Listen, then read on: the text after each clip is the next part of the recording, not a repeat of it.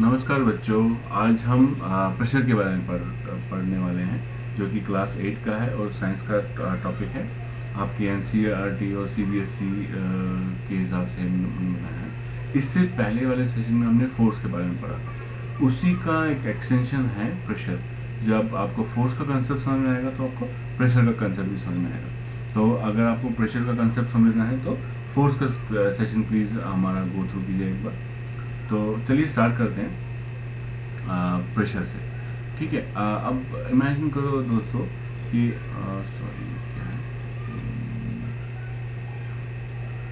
हाँ, इमेजिन करो दोस्तों हमारे पास एक वॉल है, एक दीवार है जहाँ पे हमने एक नेल को कील ठोकना है।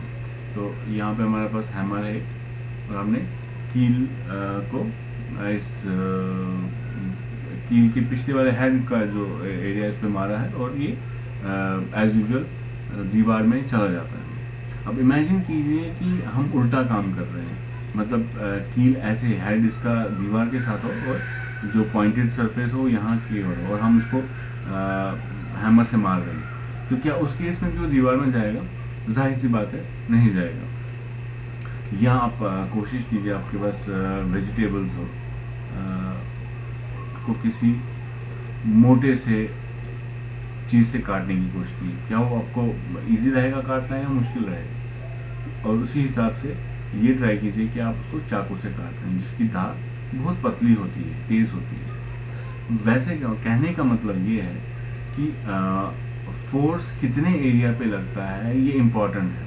ठीक है, उसकी वजह से रिजल्ट्स पे या हमारा जो काम होता है वो आसान हो जाता है, मुश्किल हो जाता है, ये डिपेंड करता है। तो जितने एरिया पे हम फोर्स लगा रहे हैं वो हमें ध्यान रखना है कि वो कम होना चाहिए, ज़्यादा होना चाहिए, वो इम्पोर्टेंट होता है। तो जो हमारे साइंटिस्ट लोग हैं उन्होंने हमारे इक्वेशन दी है, force is equal pressure is equal to force by area. तो एरिया का रिलेशन है प्रेशर के साथ, कितना प्रेशर रहता है वो एरिया पे डिपेंड करता है। ठीक है, चलो उसको आगे समझने की कोशिश करो। अब जो हमारा ये एक्सप्रेशन था pressure is equal to force by area, तो इसका मतलब है अगर एरिया ज़्यादा है, ठीक है, अगर एरिया ज़्यादा है तो प्रेशर कम होगा। ठीक है, अगर एरिया ज़्यादा है तो ये ज़्यादा एरिया डिवाइड करेगा फोर्स को तो प्रेशर हमारा कम होगा। और अगर एरिया कम है तो प्रेशर ज़्यादा होगा। ये बात आपको समझ में आ रही है? बहुत लोगों को समझ नहीं आ रही होगी, क्योंकि मुझे भी बचपन में कन्फ्यूजन होता था। मैं एग्जांपल देता हूँ। मान लो फोर्स को हम 10 मानते हैं, 10 यूनिट्स है फोर्स। एरिया हमारा एक केस में 20 यूनिट्स है। तो क्या होगा? 20/10 कितना होता है? 1/2 इज इक्वल टू 0.5। तो प्रेशर कितना है? 0.5 यूनिट्स। ये एक केस है। दूसरे केस में देख लो, फोर्स कांस्टेंट रखो, फोर्स 10 है, एरिया को हम कम करते हैं, एरिया को हमने 10 ही कर दिया। पहले कितना था एरिया? 20, कम कर दिया, 10 कर दिया। अब क्या होगा? ये कट जाएगा, 1 10 1 10, तो हो जाएगा 1। तो प्रेशर क्या हो गया? बढ़ गया। जब एरिया ज़्यादा था, जब एरिया 20 था तो प्रेशर कितना था? 0.5, आधा ही था। जब एरिया हमने घटा दिया, छोटा कर दिया, तो प्रेशर क्या हो गया? ज़्यादा। तो अगर आप डिवीजन में, सिंपल सी बात है, इसको हम इस एक्सप्रेशन को ऐसे भी लिख सकते हैं, फोर्स पर area is directly proportional to force और is inversely proportional to area. उसका क्या मतलब होता है? ये इसको बोलते हैं प्रोपोर्शनल। डायरेक्टली प्रोपोर्शनल अगर ये सामने हो ये दो चीज़ें, और इनवर्सली प्रोपोर्शनल अगर ये डिवाइडेड बाय हो ऐसे। तो फोर्स अगर बढ़ेगा तो प्रेशर भी बढ़ेगा, एरिया बढ़ेगा तो प्रेशर कम होगा, एरिया कम होगा तो प्रेशर बढ़ेगा, उल्टा होगा इस केस में। ठीक है, क्योंकि ये इनवर्सली प्रोपोर्शनल है और ये अगर फोर्स बढ़ेगा तो प्रेशर भी बढ़ेगा। तो इस केस में भी अगर हम 10 की जगह 30 कर दें, ठीक है, तो प्रेशर बढ़ जाएगा ऑटोमेटिकली। तीसरा केस लेते हैं, pressure is equal to force को हम बढ़ा देते हैं, एरिया हमने 20 रखा, फोर्स को हमने 40 कर दिया। ठीक है, तो क्या होगा? 2 बन गया प्रेशर। ठीक है, एरिया हमने वही रखा, हमने फोर्स बढ़ा दिया। ठीक है, तो प्रेशर भी ऑटोमेटिकली बढ़ गया। पहले 0.5 था, अब कितना था? 2। तो जैसे force is directly proportional to pressure and pressure is inversely proportional to area. ये बात आपको समझनी पड़ेगी और समझनी चाहिए, ठीक है। अच्छा, एक एग्जांपल है, लाइव एग्जांपल। जैसे आपने बहुत सारे लोगों को देखा होगा जो कि सामान उठाते हैं। सपोज रेलवे स्टेशन पे कुल्ली होते हैं, वो क्या बैग उठाते हैं, या हम मटका उठाते हैं। बहुत सारे गांव में पानी के लिए लेडीज होती हैं, वो मटका उठाती हैं। तो ये कुछ सर पे रखते हैं वो कपड़ा सा। ऐसा क्यों रखते हैं? अब देखिए, अगर हम नॉर्मल सर पे कोई भी चीज़ रखेंगे, बैग रखेंगे, तो कांटेक्ट एरिया कितना छोटा है ना। छोटे कांटेक्ट एरिया हमारे सर उसमें, तो क्या होगा, क्योंकि एरिया कम है, फोर्स बहुत ज़्यादा है। क्योंकि फोर्स की क्या है इस केस में, ये बैग का बार, सपोज ये 10 kg है। अगर ये 10 kg का बार है और एरिया यहाँ 10 सेंटीमीटर है, तो बहुत प्रेशर पड़ेगा सर पे बहुत थकावट होगी, दर्द होगा। अब इस केस में हम क्या कर रहे हैं, जब बैग हमारा 10 kg का है और हमने कुछ कपड़ा रख लिया, अब कांटेक्ट कितना आ गया, इतना जगह है कांटेक्ट का हमारे पास। सपोज 50 सेंटीमीटर हमारा कांटेक्ट एरिया हुआ, तो एरिया बढ़ गया, तो प्रेशर क्या होगा, कम हो जाएगा। तो इस केस में क्या प्रेशर था, जब फोर्स कितना था 10 kg, और ये कितना था हमारा, सपोज एरिया कितना था 10, तो प्रेशर था 1। और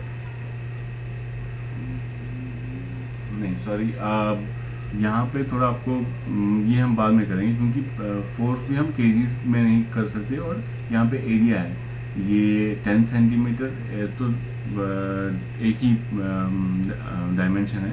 एरिया के लिए कितने डायमेंशन होने चाहिए, 2, ठीक है ना। तो 10 इंटू लेंथ इंटू ब्रेड्थ होना चाहिए, मतलब दूसरा भी वो होना चाहिए, ठीक है। वैसे आप समझ गए कि इसमें क्या होता है कि एरिया अगर ज़्यादा हो तो प्रेशर कम हो जाता है, एरिया अगर कम हो तो प्रेशर बढ़ जाता है। अच्छा दोस्तों, लिक्विड्स और गैसेस भी प्रेशर एक्सर्ट करते हैं, ठीक है। अभी हमने सॉलिड्स के बारे में देखा कि प्रेशर कैसे डेवलप होता है। लिक्विड्स और गैसेस भी प्रेशर एक्सर्ट करते हैं। आप एक ट्यूब ले लिए, पाइप ले सकते हैं, जिसके नीचे हम एक बैलून फिट कर सकते हैं, ठीक है। इस पाइप में हम पानी डालते हैं। सपोज हमने पानी इस लेवल तक डाला, तो बैलून थोड़ा सा फूल जाएगा। जैसे जैसे हम इसको फिल करेंगे, लेवल बढ़ती जाएगी, तो बैलून भी बढ़ता जाएगा। तो क्या होगा, जैसे जैसे ये जो हाइट है इसकी, वाटर की हाइट है, जो लेवल है वो बढ़ती जाएगी, वो हमारा प्रेशर भी बढ़ता जाएगा, और ये बैलून जो है फूलता जाएगा। तो ऐसे एक्सर्ट होता है प्रेशर। यहाँ हम एक बॉटल ले सकते हैं। ये सब एक्सपेरिमेंट्स आप घर पे भी कर सकते हैं। बॉटल लीजिए, उसको यहाँ पे छेद कर दीजिए, और यहाँ पे इसको एक छोटी सी पाइप डाल दीजिए, और पानी लीक ना हो तो गम से, सॉरी, वैक्स से इसको बंद कर सकते हैं, और यहाँ पे इसको बैलून फिल कर सकते हैं। जैसे जैसे हम पानी डालते जाएंगे, ये थोड़ा थोड़ा फूलता जाएगा। जैसे जैसे इसकी लेवल बढ़ती जाएगी, ये ज़्यादा फूलेगा। अब इस केस में क्या था, हमने देखा था कि डायरेक्टली नीचे जो हो रहा है, पानी प्रेशर एक्सर्ट कर रहा है, पर इस केस में हम ये ऑब्जर्व कर सकते हैं कि साइड से भी प्रेशर एक्सर्ट करता है जो लिक्विड होता है। साइड वॉल्स पे, इनर साइड वॉल्स पे भी लिक्विड एक्सर्ट करता है प्रेशर, ठीक है। नेक्स्ट हम इस एग्जांपल को और समझने की कोशिश कर सकते हैं। जैसे एक बोतल है, और उसको हमने एक प्लेट में रख दिया है। इसमें बराबर हाइट पे हमने छेद कर दिए हैं, फिर इसमें पानी डाल दिया है। तो पानी जब डाल दिया, ये क्या होगा, पानी इन छेद से बाहर आएगा, और इक्वल डिस्टेंस पे, यहाँ इक्वल इनकी डिस्टेंस पे ये पानी बाहर आएगा। तो उसका क्या मतलब है कि इस जगह का जो प्रेशर होगा वो सेम होगा, ठीक है। और पानी जो है साइड से भी एक्सर्ट करता है।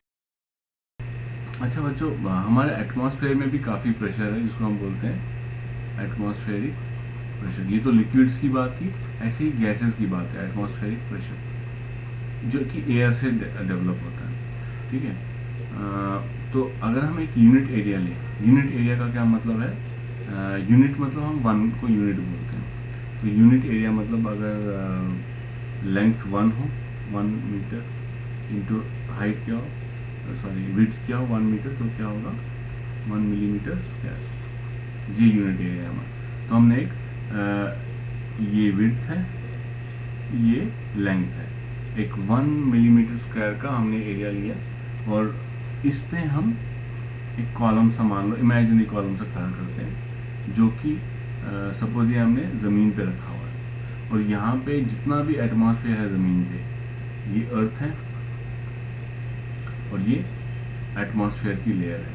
तो जितना भी एटमॉस्फेयर की लेयर है वहाँ तक इस कॉलम को ले जाए, तो सोचो कितना प्रेशर है, यहाँ पे हवा है तो कितना प्रेशर आ रहा है इस 1 यूनिट एरिया पे, बहुत प्रेशर आ रहा है। तो यही इस हिसाब से भी देखें तो हर एक इंसान पे, हम सब पे बहुत सारा, हमारे सर पे बहुत सारा प्रेशर होता है एयर का, है ना, एयर प्रेशर होता है। अब इतना प्रेशर जब होगा तो हमारा तो सर ही फट जाना चाहिए, तो हम गिर जाना चाहिए, बट क्या होता है हमारी बॉडी में भी बहुत सारा प्रेशर होता है जो इस प्रेशर को न्यूट्रलाइज कर देता है, तो बराबर कर देता है, इसलिए हमें पता नहीं चलता है। बच्चों प्रेशर को समझने के लिए मैं आपको एक और एग्जांपल देना चाहता हूँ। जैसे प्रेशर हमने बोला फोर्स डिवाइडेड बाय एरिया, तो हमने समझा कि अगर एरिया ज़्यादा हो तो प्रेशर कम होता है। अब मान लो आपकी क्लास में मैम ने आपको आप ये हो और आपकी मैम जो है उन्होंने आपको कोई काम दे दिया है और बोला 1 दिन में वो काम करना है और बहुत सारा काम है, आपको बहुत सारी चीज़ें लानी है, कुछ करना है, ठीक है। तो अपने आप को एरिया मान लो और मैम का जो काम है वो फोर्स मान लो। तो आप कम हो, छोटे हो, एक ही हो, तो आप पे बहुत ज़्यादा प्रेशर आ गया। आप बोल रहे उफ क्या करूँ मैं, इतना सारा काम है, ये हो। और फिर आपने मैम को बता दिया कि बहुत ज़्यादा काम है, मैं अकेला हूँ। तो मैम ने क्या कर दिया, आपके और 5 दोस्तों को बुला लिया, 1 2 3 4 5, और वही काम उन आपको बोला पाँचों, आप 6 को, 1 2 3 4, एक और है 5 प्लस आप हो गए 6, तो 6 लोगों को वही काम दे दिया। अब एरिया बढ़ गया तो क्या होगा, प्रेशर कम हो गया। अब आप रिलैक्स हो, ठीक है मुझे थोड़ा सा काम करना है, बाकी रोहित सोहित मोहन कुछ तो ये लोग भी कर लेंगे, तो प्रेशर क्या हो गया, डिक्रीज हो गया, क्योंकि हमने क्या है एरिया बढ़ा दिया। फोर्स वही है, काम वही है, अभी भी काम वही है, ठीक है, पर क्या हो गया कि प्रेशर कम हो गया उसकी वजह से, क्योंकि एरिया बढ़ गया। अब मान लो काम उन्होंने, अगर आपको 6 लोगों को लगा दिया, काम हमने 7 टाइम्स कर दिया, बहुत बढ़ा दिया, तब प्रेशर में फ़र्क नहीं आएगा ज़्यादा, क्योंकि काम भी बढ़ गया है और आप उल्टा काम ज़्यादा होगा, क्योंकि 6 लोग हैं और 7 टाइम्स काम बढ़ गया, ठीक है। अगर 6 टाइम्स ही काम बढ़ता तब भी ज़्यादा फर्क नहीं पड़ता, क्योंकि आप भी 6 लोग हैं। तो यही है समझने के लिए कि कैसे प्रेशर कैसे होता है, क्या होता है।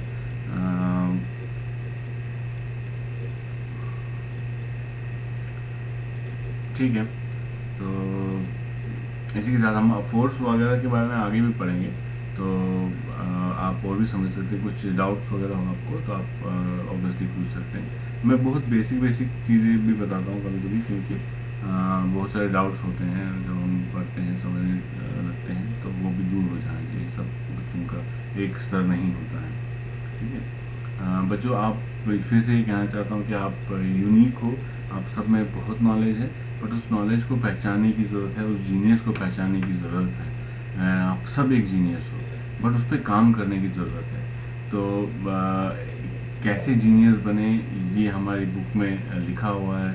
हमने एक बुक लिखी हुई है कि आप कैसे नए आइडियाज़ ला सकते हो, नए आइडियाज़ जनरेट कर सकते हो और जीनियस बन सकते हो। ये as an e book available है अमेज़ॉन पे। एक नया कंसेप्ट दिया है हमने, आप अमेज़ॉन से खरीद सकते हो, पढ़ सकते हो और अपना फीडबैक भी दे सकते हो। हमारी वेबसाइट को विजिट कर सकते हो, आप हमें सब्सक्राइब कर सकते हो और प्लीज़ हमें फेसबुक और ट्विटर पे हमें फॉलो और लाइक कीजिए। Thank you.